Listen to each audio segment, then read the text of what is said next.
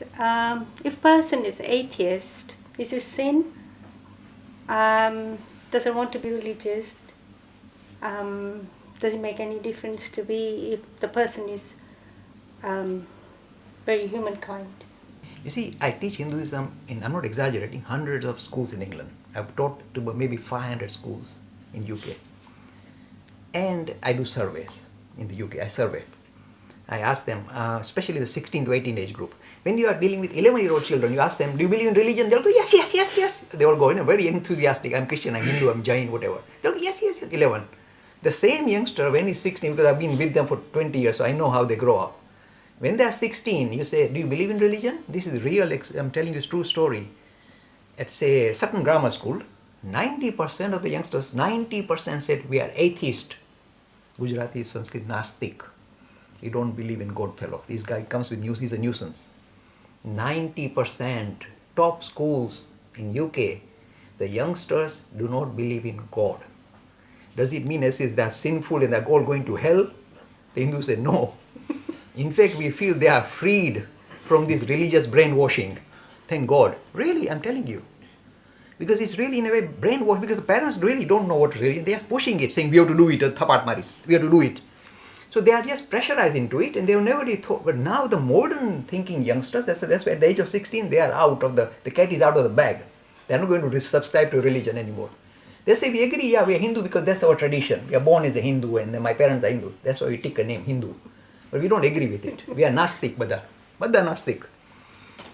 So what is going on and what is the solution? Are they all going to hell? What's happening? The world has lost religion and are we lost? No, to the contrary. This shows evolution of humanity.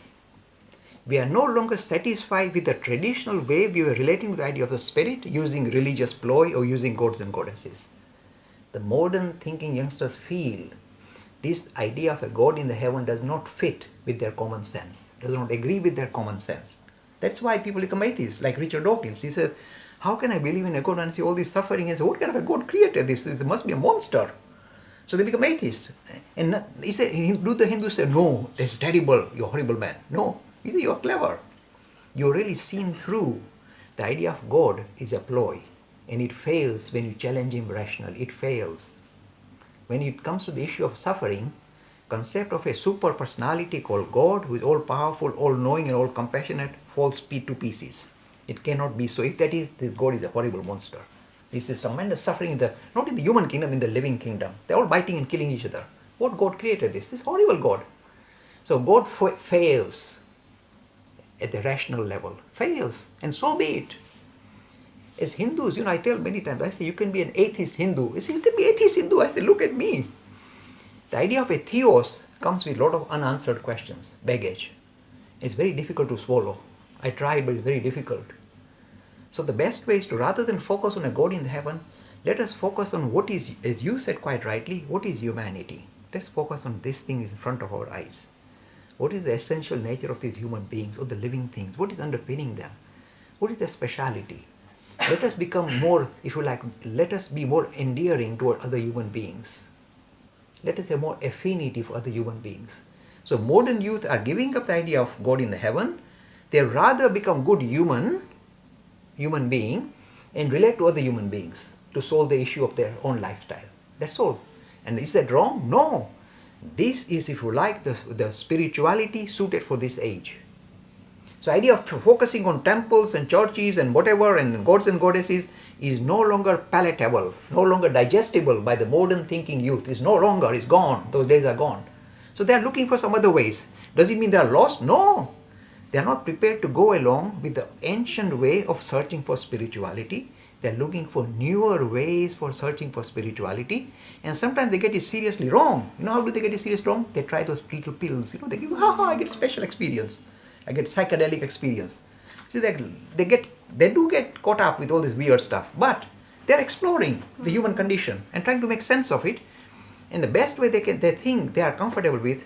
And if, look, this is not new. Again, I love to mention Vivekananda.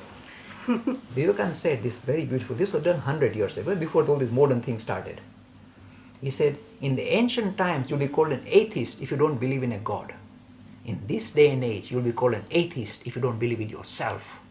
See, it's just transfer the emphasis not on a God in heaven, in yourself. You are something. Do you believe in yourself? When I talk to an atheist, do you believe in yourself? He says, yeah, what do you think, Mr. Lakan? Of course I believe in myself. Do you think there's something special about you? Yes, I knew it, he said. That is what it is now. So searching for a resolution of the human condition, not with a God in the heaven, but in humanity, or within ourselves, or with other human beings. And this is the way forward. This is the evolved face of spirituality suited to the modern age. You can be an atheist, means non-theistic Hindu. I am a non-theistic Hindu. For me, the idea of a God in the heaven is tiresome. When I go to primary schools and children ask, Mr. Lakani, which God do you believe in? That's why I will say Ganesh or Hanuman. I say, the God I believe in is looking at me through those eyes now. He's I didn't know there's a God in me. See, bringing the emphasis not in a God in heaven, but God in humanity.